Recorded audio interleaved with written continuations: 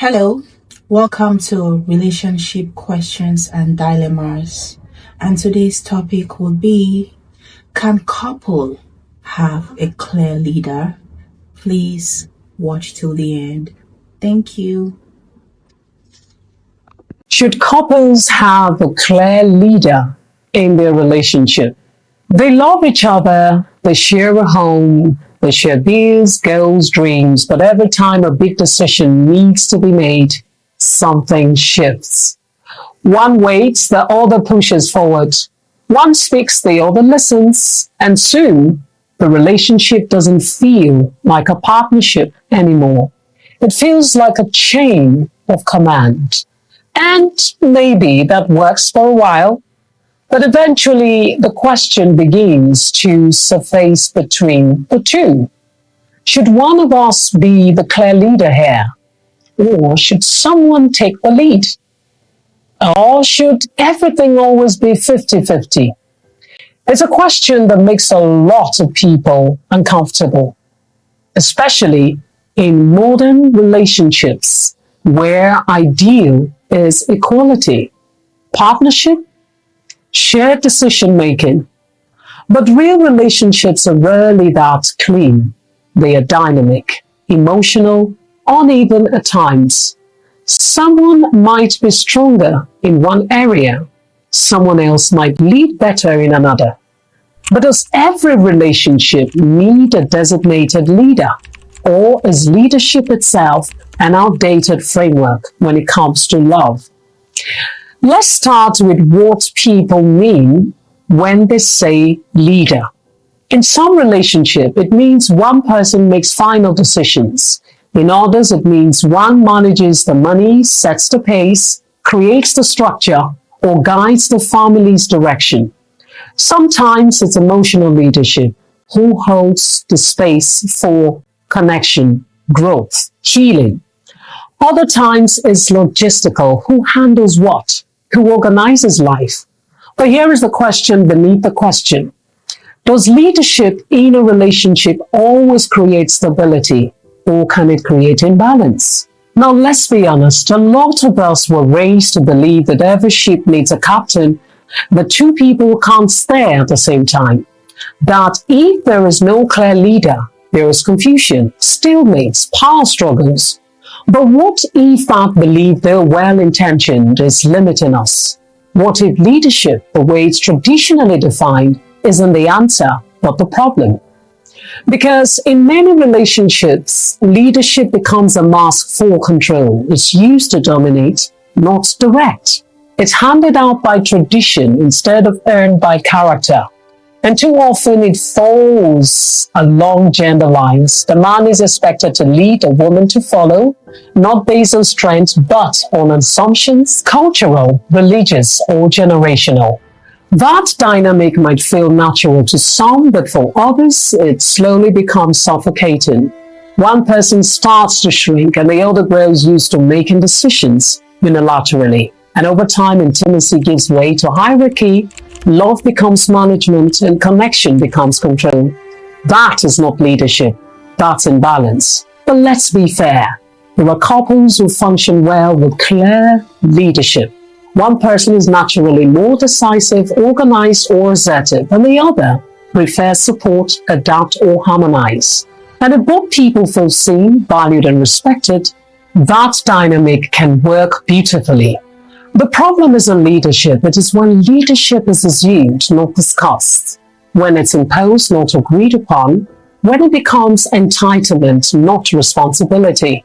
Because real leadership in a relationship isn't about power, it's about service. It's not about being in charge, it's about being accountable, about guiding with empathy, about making sure the whole team is thriving, not just the one at the front. In healthy couples, leadership is flexible. It rotates, it flows, it responds to the moment. One partner might lead when it comes to finances, the other when it comes to parenting. One might hold emotional space while the other might set goals. And leadership becomes shared, not in the sense of keeping score, but in the sense of honoring each other's strength. But to do that well, couples have to talk. honestly about their roles, their preferences, their fears, their history with power. Because let's face it, many people have wounds around control. Maybe they grew up in a home where one parent dominated and the other disappeared. Maybe they watched love become submission. Maybe they learned that having a voice came with punishment. So when the question of who leads comes up, it is not just theoretical, it is personal, emotional, loaded. And that's why we can't answer this question with a simple yes or no. The real answer is it depends on what leadership means to both people and whether it's being used to build or to break. If leadership in your relationship means guidance, support, protection, partnership, if it uplifts both of you, then beautiful, embrace it. But if leadership means control, silencing, inequality, then it's not leadership, it's power imbalance, and that needs to be addressed. So how do couples navigate this? First, drop the idea that leadership has to look one way. Leadership doesn't mean making all the decisions. It doesn't mean controlling the finances. It also doesn't mean being the loudest or the most assertive or the one who earns more. Leadership can look like emotional intelligence, like conflict resolution, like vision, kindness, like consistency. Second, talk about leadership openly. Ask, where do we each lead naturally? Where do we feel more confident? Where do we want support? And what roles feel energizing? And what roles feel draining? Because sometimes we step into roles by default, not by design. We become the leader in an area not because we love it, but because the other person never showed up. And over time, that leads to resentment. One person carrying the weight, and the relationship starts to feel like a job instead of a joy. Shared leadership means both people take ownership. It means you don't wait for your partner to manage everything or blame them when things fall apart. It means you both say, how can I serve this relationship better? Where can I grow? Where can I lead with love, not ego? And let's also address something real: gendered expectations. In many cultures, men are still expected to lead, to earn more, decide more, be the final voice, and many women have been raised to see that as normal, even spiritual. But we're in a new era, an era where emotional labor matters as much as financial provision, where leadership is not assigned at birth, but shaped by who we are, how we show up, and what kind of relationship you want to build. Women now lead and men can support, and vice versa. But the goal isn't to reverse the dynamic, it's to balance it, to find a rhythm as a couple, to say, here is where I lead well, and here is where I would like to follow you. Because when both people feel empowered, trusted, and respected, leadership stops being about roles and starts being about flow. So, should couples have a clear leader? Only if that leadership is earned, agreed upon, and practiced with humility. Only if it serves the relationship, not just the person holding the title. Only if it makes both people feel more connected, more seen, more alive. And in most healthy relationships, leadership is shared. Not always equally in every moment, but equitably over time.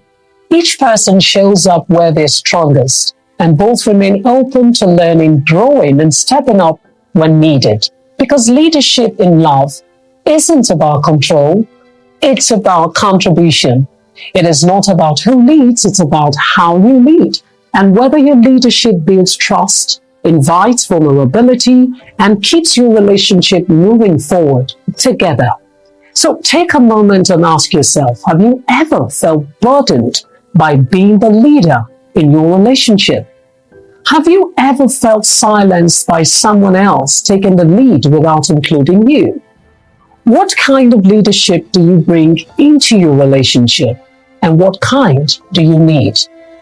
Drop your thoughts in the comments. Your perspective really matters, and your honesty might help another couple find a healthier rhythm. Remember, that real leadership isn't about being right. It's about doing right. It's about loving from the front, sometimes from the side, often, and from behind when it's their turn to shine. If this message moved you, share it and follow us across all social media platforms for more unfiltered, emotionally intelligent, and real life conversations about modern love, power, and how to grow something healthy that lasts. Bye for now. Thank you very much. That was an amazing topic, which is titled, Can Couples Have a Clear Leader? So tell us what your thoughts are on the comment section, and do well to follow us across all platforms at Dimatstv. Thank you very much.